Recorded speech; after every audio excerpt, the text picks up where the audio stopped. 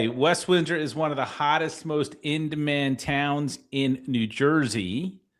But people don't realize is that the biggest factors shaping home values right now aren't just the market ones. They're the policy decisions happening at the state level, which impact the town level behind the scenes. It has been in all the headlines lately. And tonight we're going to be talking about it specifically in West Windsor. So welcome to the Wilton Report. My name is Josh Wilton. I co-own and run the #1 boutique real estate company in central New Jersey. And of course, I think the best one, Queenston Realty. And I work and have worked firsthand with buyers and sellers in Mercer County for over 20 years. And that has given me a front row seat to see how policy decisions impact home values, impact buyers and sellers, investors, landlords, tenants. And tonight, we have a very special guest. We have Mayor Marathe coming in from West Windsor live from across Route 1, as we say, down here in Mercer County. So, Mr. Mayor, as I will call you, welcome to the Wilton Report. Obviously, thank you for being here tonight. Thank you for having me. I'm glad to talk to you and get as much information out as possible. This is a good forum. It's a great forum, and we're going to have questions and answers, and we should be able to see it live, and I should be able to, I'll just repeat them to you so you can see them. So for the listeners and of that, Mr. Mayor, one of them is always my dad. So hi, Dad. The mayor has not been feeling well, so he literally battled to come on this show tonight with us to talk about housing in West Windsor. And we're going to give the residents, and not only the residents of West Windsor, but the people thinking of moving there, and the people in other Mercer County towns. We're going to talk about housing. We're going to talk about affordable housing and how these decisions are made and what you guys are doing at the local level to deal with it. So my first question is, how long have you been in politics? I have been elected positions for 25 years. That's first amazing. got elected to school board in 2001. In West Windsor? In West Windsor. Okay. I always tell people, when people look at me, they think of me as an Indian. But more than half my life, I've lived in West Windsor. And the house we live in, that's one place on earth I have lived the longest. I left India when I was a 22-year-old kid. This house we have lived 31 years. So for all practical purposes, this is my home. I am local. So I first won the school board election in 2001, served on school board till 2013, then lost the mayor's race in 2013. Won the council in 2015 and won the mayor in 2017. Wow, you're like Abraham Lincoln. You lost and won and came back. Oh, yeah. I did the whole thing, right? Lost as many times as I have won, and I don't mind that. He did that and he became president. So It worked out for everybody, I guess. That's a little too far for me. But and what year were you elected mayor again? Mayor in 2017. 2017. So you really have seen some amazing changes in West Windsor, not only from when you moved there, right, all those years ago, but literally in the last 10 years, a lot of the policy decisions from the last 20 have come into place. And we're going to talk about that. We're going to talk about the different projects that have come up. So I think we're going to start simple because I think this is where people get lost, right?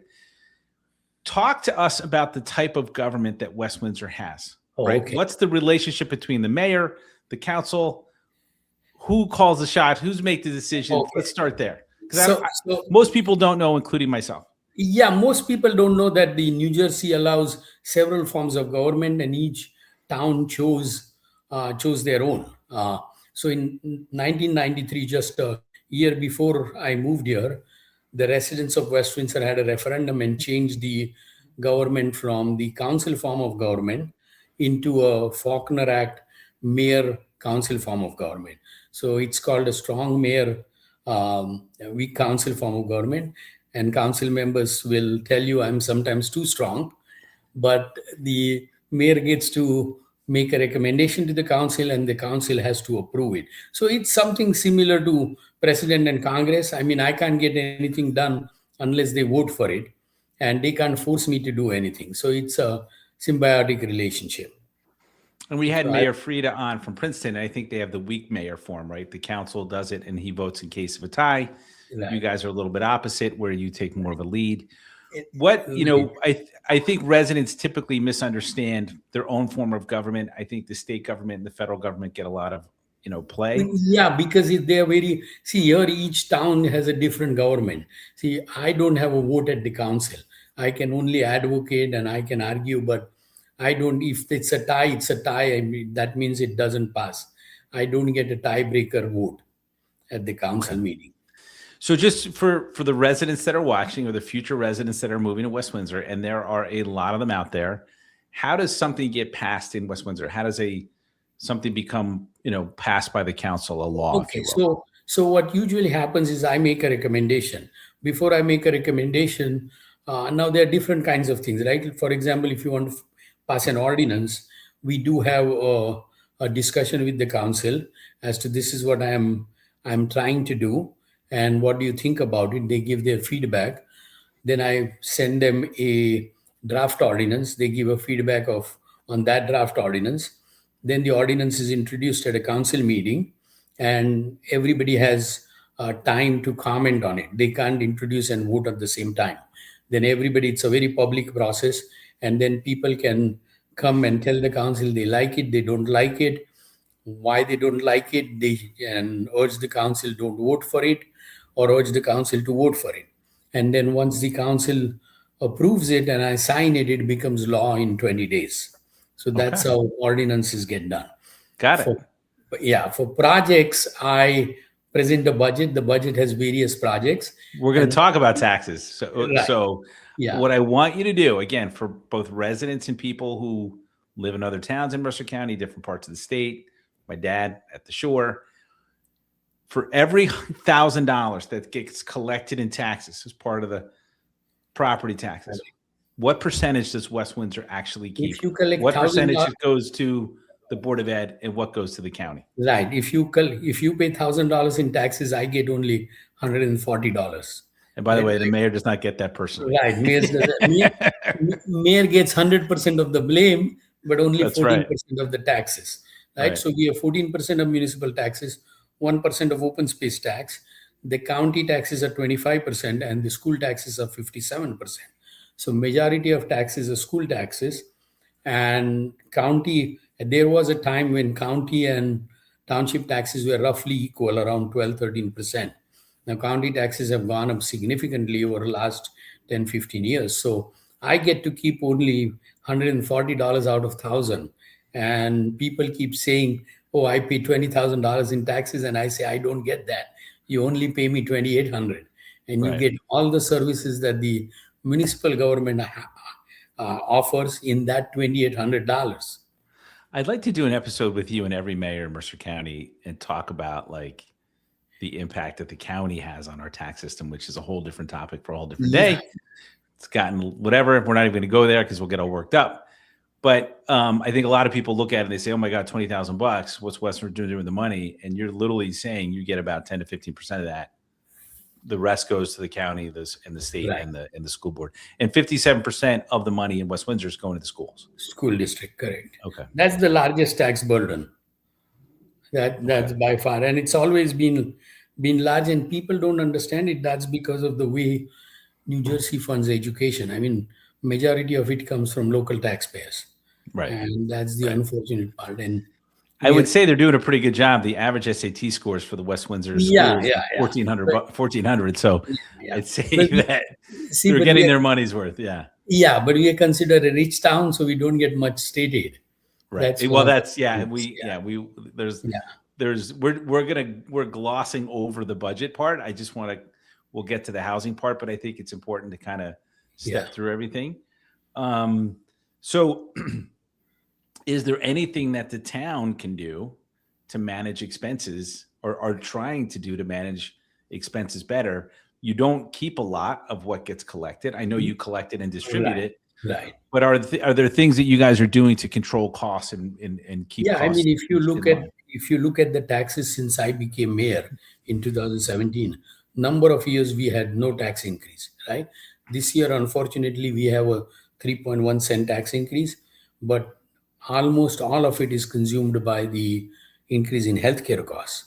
Healthcare costs are going up by 30%. So if you take that out, then again, we have essentially a flat budget. So over the last 7 or 8 years, we have managed it well. One of the things we have done is we have you will see, you are in real estate, we had a lot of development go on in West Windsor, so we collected a lot of fees. So we have been able to keep the taxes flat for last 6 or 7 years. So over my whole term, the taxes have increased 2% on an average every year. Okay. So let's go to the topic of the evening, which in my case is housing, because obviously I'm in the real estate business and we get a lot of questions about affordable housing. We got a lot of questions about development. Why are towns doing what they're doing? When I first reached out to you, it was, I think interviewed Mayor Frieda, and then there was something online, and you said, you used the word travesty to talk about affordable housing. That's a direct quote. Not looking to put you on the spot.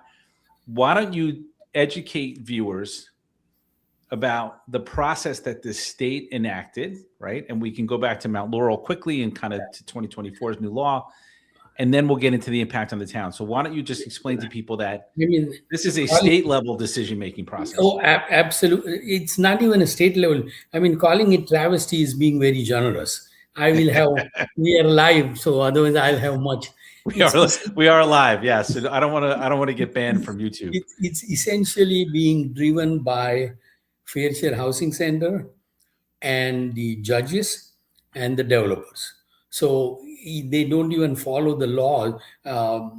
New Jersey last year passed A4, Assembly Bill 4, which was supposed to be the Affordable Housing Act. And then it specified certain steps each town has to go through. DCA was empowered to give us a number.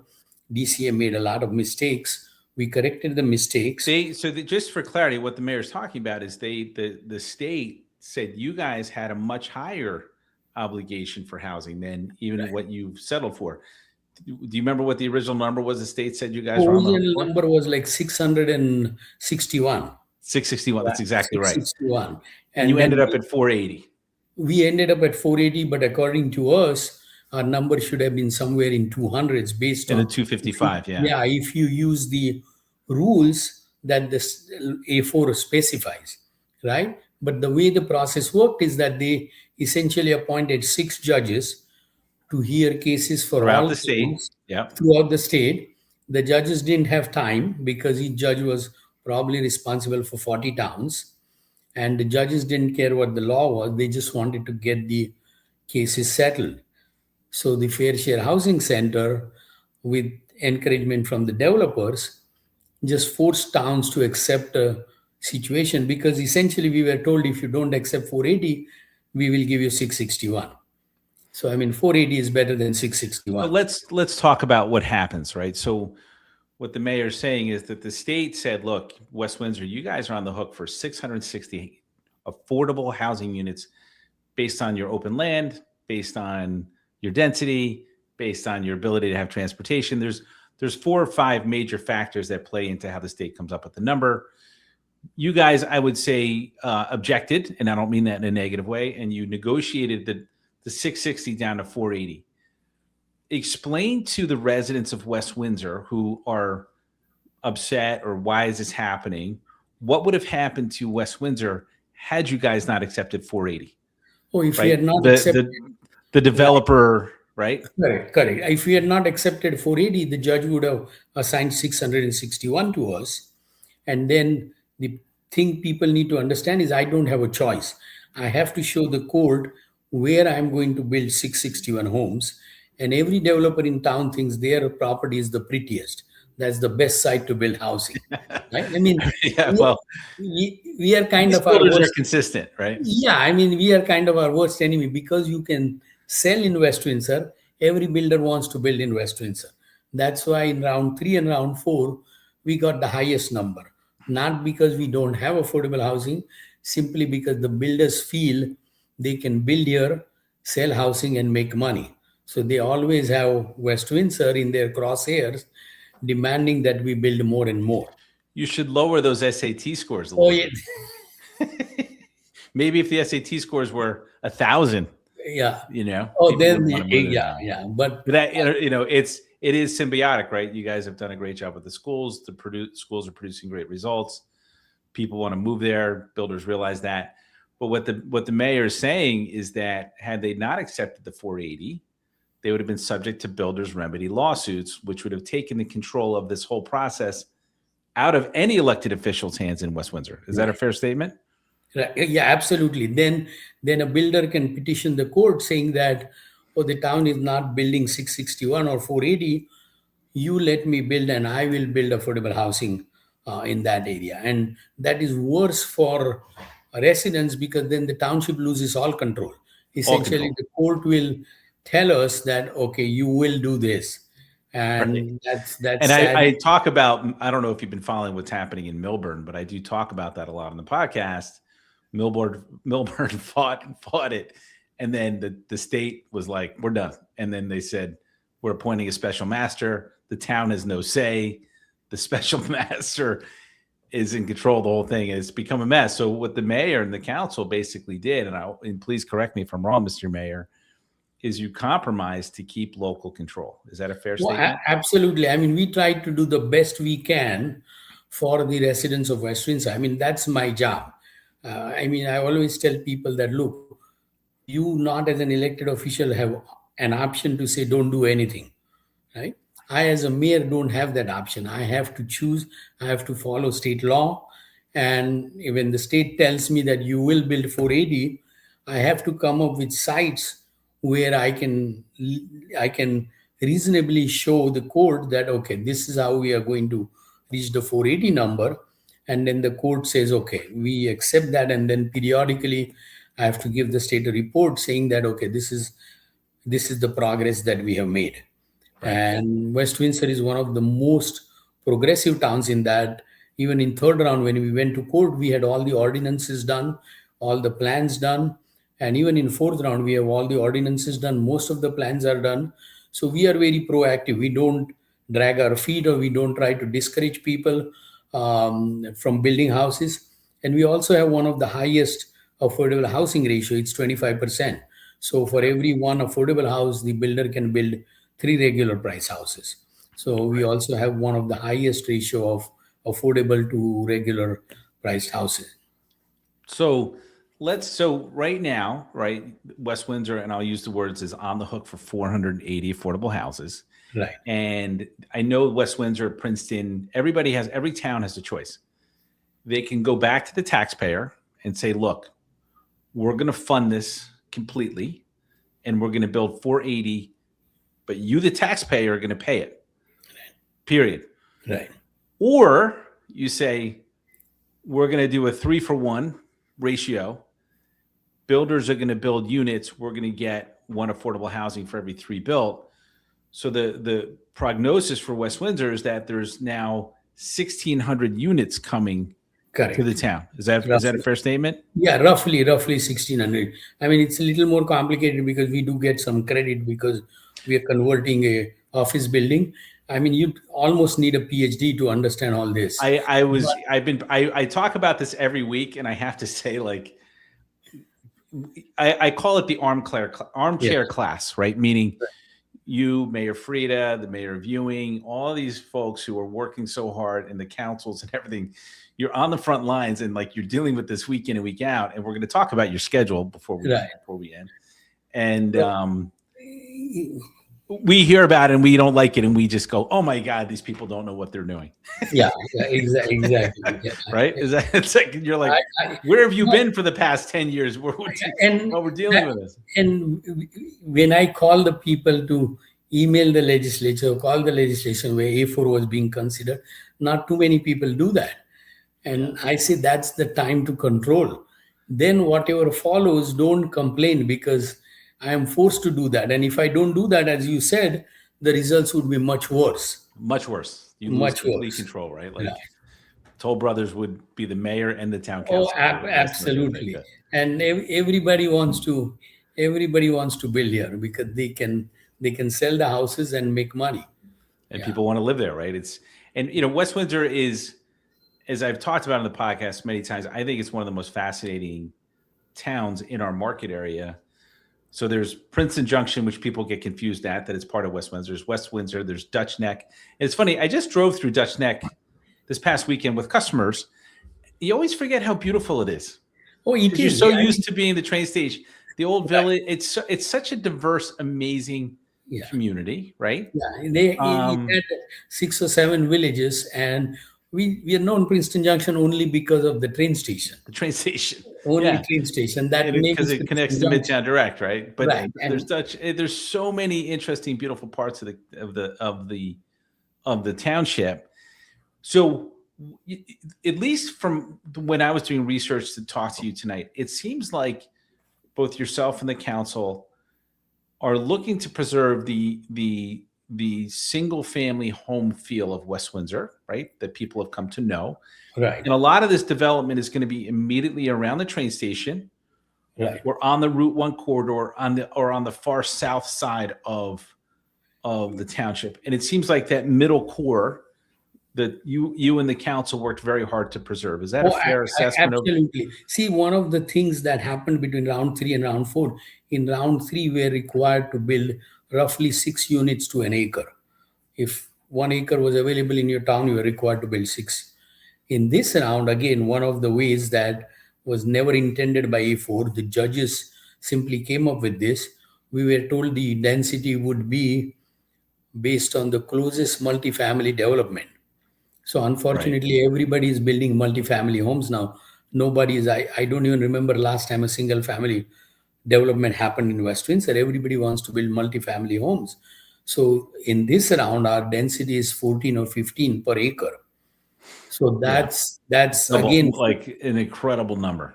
right, and that's again forced by the courts without any law mandating that that should be done, which is really that's why Mayor Fried said travesty. I mean, it's even worse than travesty. I mean, this is and they separated each town and did it behind closed doors, so nobody knew what the other town was doing, and it's just a tragedy.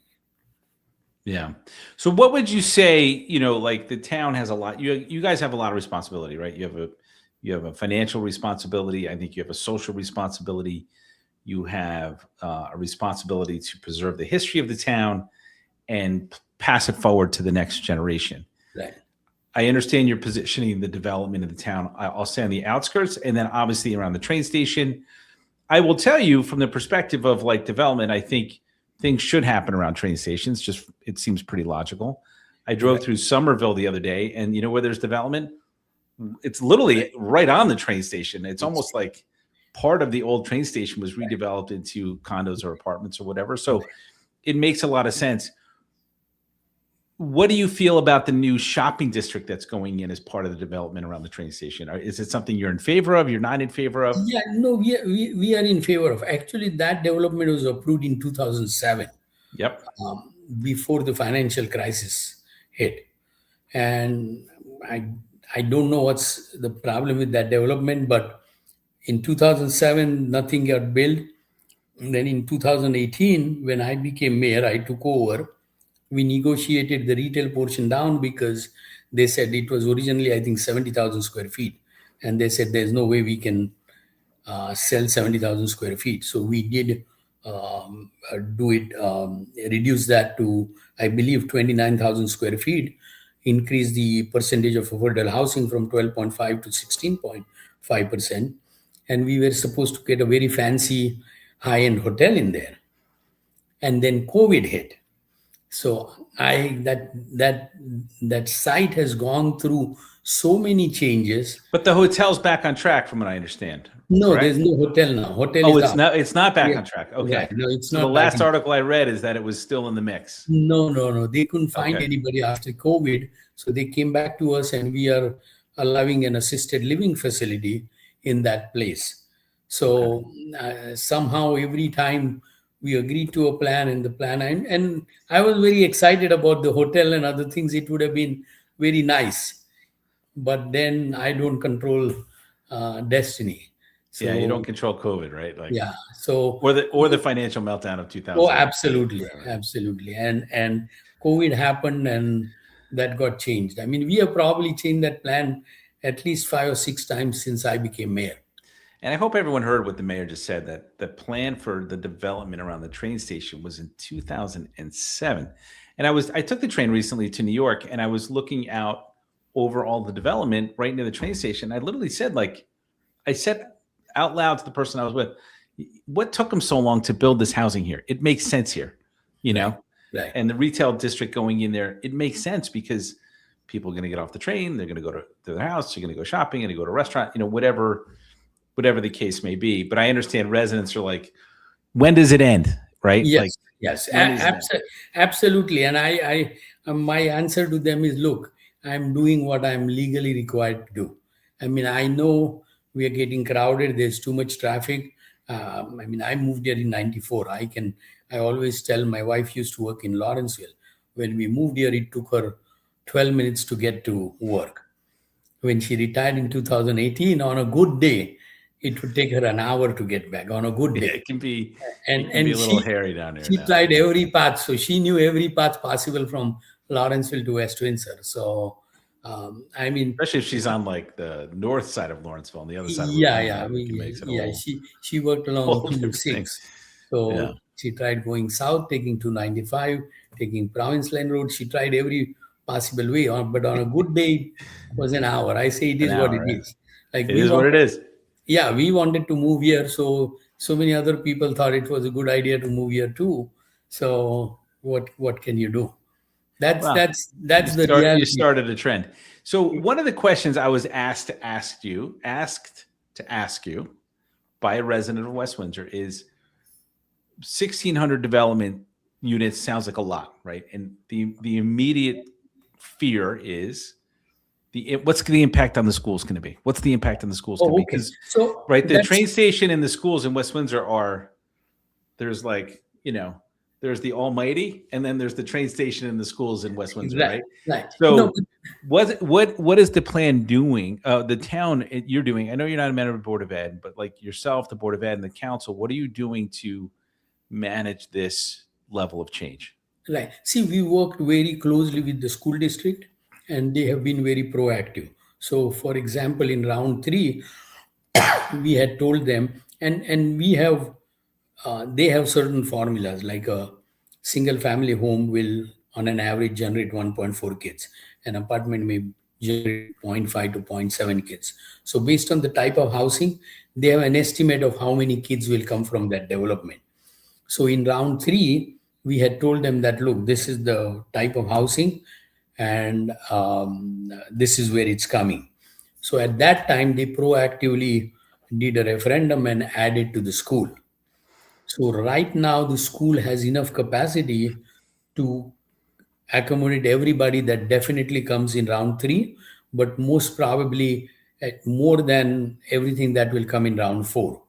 Right. Because I understood that. I'm glad you said that. That was my understanding of the long-term planning. And I hope your constituents and the residents and the future residents realize that you guys have been planning for this for 15 to 20 years. Exactly. Every 10 years, there's a new number that the state gives for affordable housing. At the beginning of round 3 and 4, you guys were thinking about all of this. Right. So the school district was very proactive. They did a referendum and built addition to many schools. So one thing I assure public is that don't have to worry. We don't need to build any new schools. We can accommodate the kids in the existing facility, and we work very closely with the school district. We do tell them when we issue COs, so they know when to expect kids from certain development, and based on the pattern, they also keep checking whether it keeps to historical norms as to, say, 0.5 or 0.7 per apartment, because we always generate. I read that study, by the way. I just want you to know, I did read the study. Right. I was a little suspect of it because I felt like it was written by a builder. So I was like, but the math does work, right? If you build a 4-bedroom house, you're going to have 1 to 3 kids at least. Right. If you build a 2-bedroom apartment, you're not going to have 3 kids in that. It's just, it's just not, right? Yeah. See how the way they came up with in '96. We had a person on the school board who was a statistician. So he looked at all the existing developments and did the statistics and figured out, and at least as long as I was on the school board, the ratios fairly held. ratios held I fairly think well. from what I can tell, and it was a Rutgers. The one I was citing was a Rutgers report written by a Rutgers statistician professor.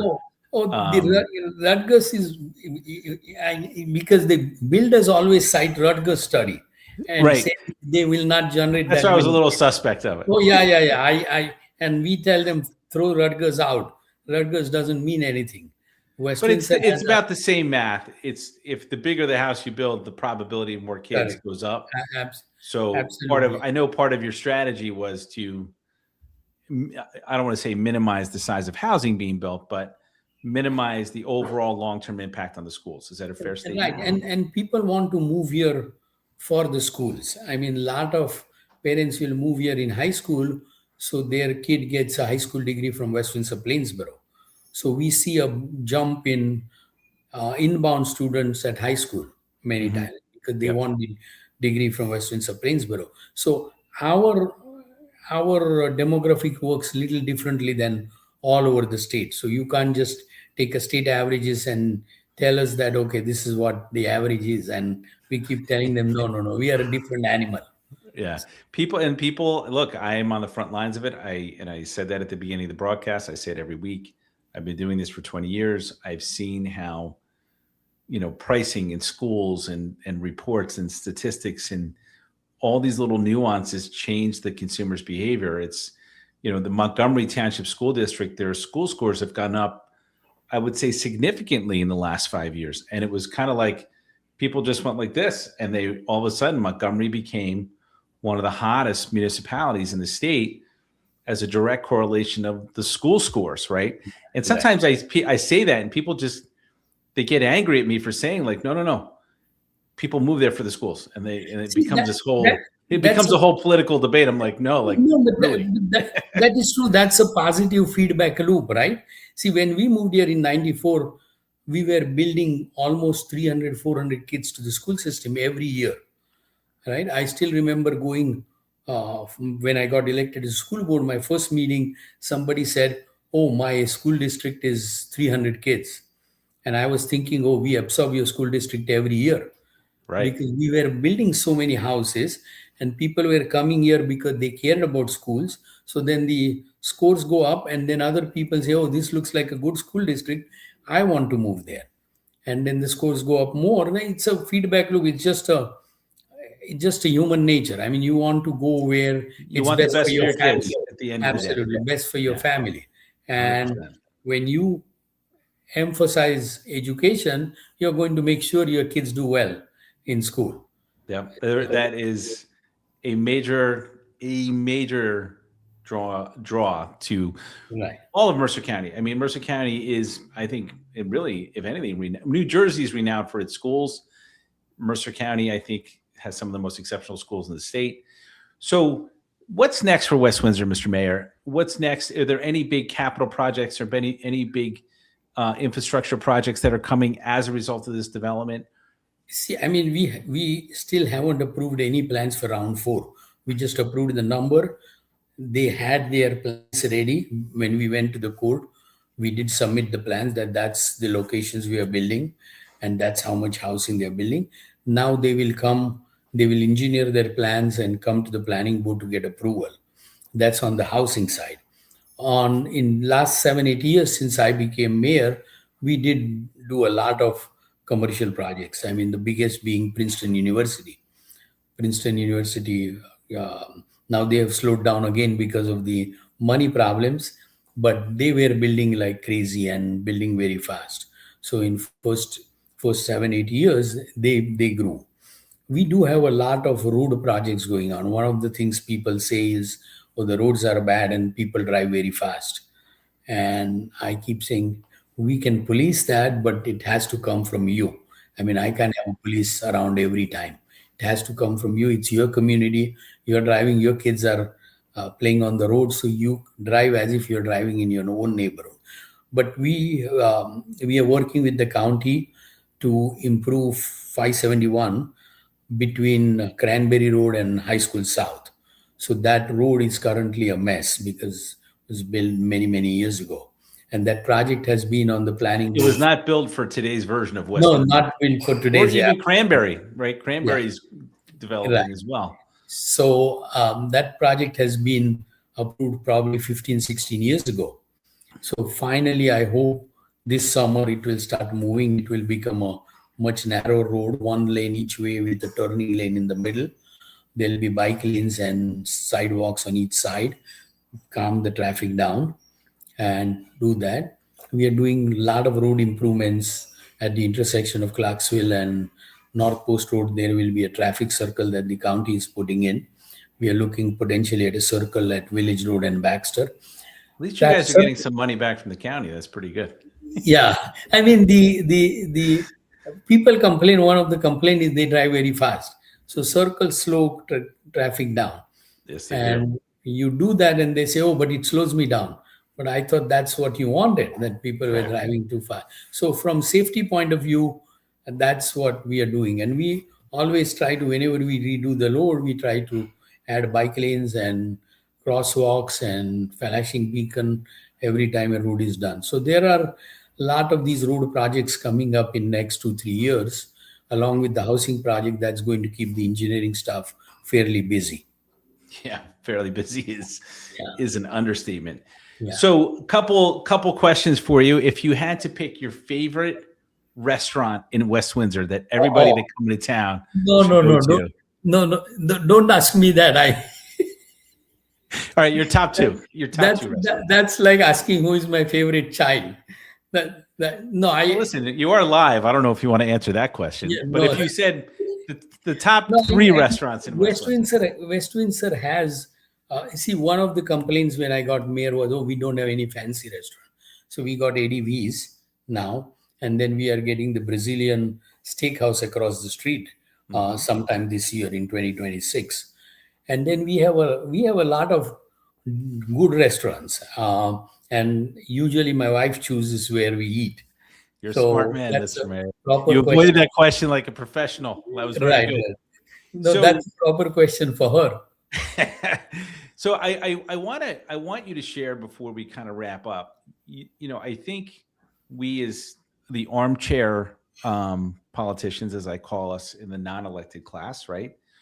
We take people who do what you do, yourself and Mayor Frieda and the council members. How many hours a week do you spend at the mayor position? Oh, considerable. I mean, again, it varies from year to year. It's supposed to be a part-time position. Part-time job. It's not. Let's just be honest. My wife says it's a non-paying job. So, but depending on what's going on, there are some days when I'm in the mayor's office almost full day. But I try to arrange all meetings back to back on a given day. So once I go to the office, I'm there almost full day. So for example, if I have a council meeting on Monday, I will arrange all the meetings before that. If I have to do any wedding, I'll arrange a wedding at 6 o'clock before the council meeting. So I don't have to go there every day. One of the good things of COVID is now this Zoom thing is very acceptable. So that has made things a lot easier. So I do take a lot of Zoom meetings. Even if I'm not in my mayor's office, I can take Zoom meetings from my office and that. But you spend considerable amount of time. Especially a lot of time. I mean, I hope people realize it's nights, it's weekends, that you conduct weddings, you go to grand openings. Right. There's so much time that you guys and you and the council and the Board of Ed put in to making West Windsor what it is. And it's a great town. It's a great municipality with a great future. Yeah. So, I mean, I hope people don't take that for granted. Now, what I would ask you to share with, how can the residents of West Windsor that are watching this episode, how can they get involved with the town? Where can they go? Like, what can they do? Where can they get involved? So there are various levels of involvement, right? Depending on your interest and depending on how much time you have. One of the advice that I always give residents is that stay involved, keep on track of what happens. I mean, to give you an ideal example, I was not on the mayor yet, but people from certain development came to the planning board at the last planning board meeting and started complaining about the project that was going built. I said, they have been talking about it for the last 6 months. Where 6 months. It was probably 6 years. Yeah, 6 years. Where were you? I Where have mean, you been? yeah, that the time to I see residents who have homeowners association. I recommend them just assign one person. They don't have to go to the meeting. Just look at the school board agenda. Just look at the council agenda. Look at the planning board agenda. Look at the zoning board agenda. At least Think about you what you. That's very smart. Like there's a lot of HOAs in West Windsor in every exactly municipality. exactly. So If they had one person, yeah, I say just assign one person just to look at the agenda. If he finds anything or she finds anything that is relevant to your development, then you start following up. But don't come to the council meeting at the last day and say, "Hey, don't do this now." I mean, we've been talking like last year we reduced our garbage pickup in summer from 2 times to one. We talked about it for 3 months. We sent an email out to everybody. We posted on the website. Election season, people started saying, "Oh, I didn't know about it." There's nothing I can all do. right. I mean, the biggest challenge in any business is communication, and I think at the local government level, I do think that's the hardest area to communicate to your constituents, right? The federal government obviously makes the news, the state government makes the news, the county and the local government, they don't make the big news, right? So, where can people go? Like what website can they go to look at So they can go to opportunities? they can two things. They can go to our township website, West Windsor twp.gov. They can sign up for our email list, and we send email list Can they anytime. do that on the township website? They can do that on our list. They can sign up for Twitter. I have Nixel from the police, and Nixel is really useful tool. And you can sign up for multiple Nixel. So you can sign up for Nixel where you live. You can sign up for Nixel where you work. The advantage of Nixel is police send out Nixel alerts saying that, "Oh, this road is closed because of accident." You know ahead of time. So I always say that, look, we will do whatever we can in our capacity to communicate with you, but it's your responsibility also to make sure that you read the email that you get or you check the council agenda and see what you get. I mean, there's nothing happens in vacuum or suddenly. I mean, we don't want to do that, right? So It's called being a good citizen, I think, it's right? exactly, And exactly. look, a lot of both spouses are working, a lot of kids in West Windsor.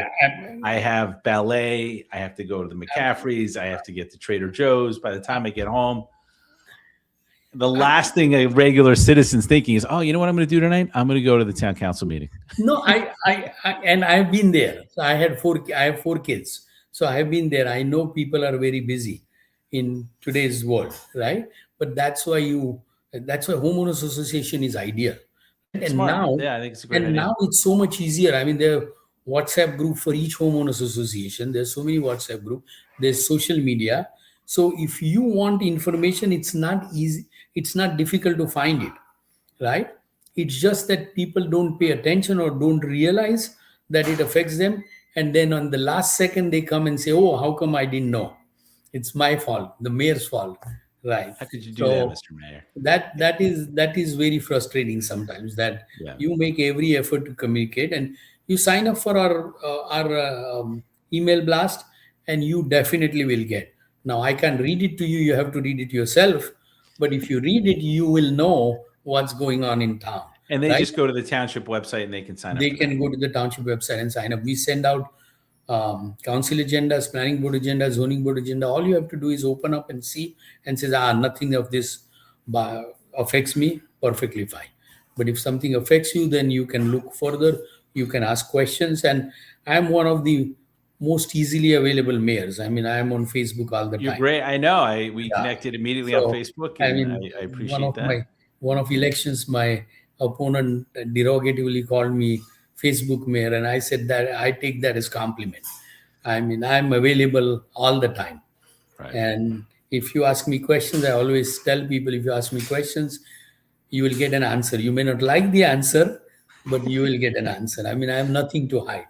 Right. I mean, That's right. so I will give you an answer, and if you don't like it, you don't like it. I mean, I'm doing the best I can based on the information I have and which I think is in. And the box that you have to work in with when it comes to Oh, housing. exactly, It's exactly. a I pretty mean, tight box. Yeah. yeah. One of my other favorite saying is, "I'm not a king.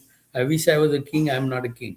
I have to follow every law, and whatever the state says I have to do, I have to do within that time frame. I have to do it." So that I hope people appreciate that there are so many constraints on elected officials. It's not like just say no, it won't work. Right. Yeah.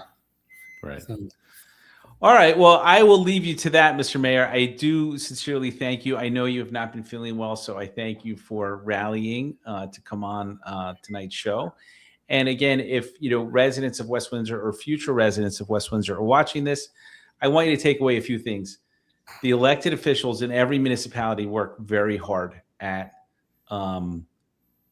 controlling and planning housing. So if you haven't subscribe to the channel, I would encourage you to do so. We try to do the policy and properties episode every Wednesday night. And again, thank you for tuning in. My name's Josh Wilton, and this is the Wilton Report. Thanks, everybody. thanks. Thanks, Mr. Mayor. Thanks for the opportunity.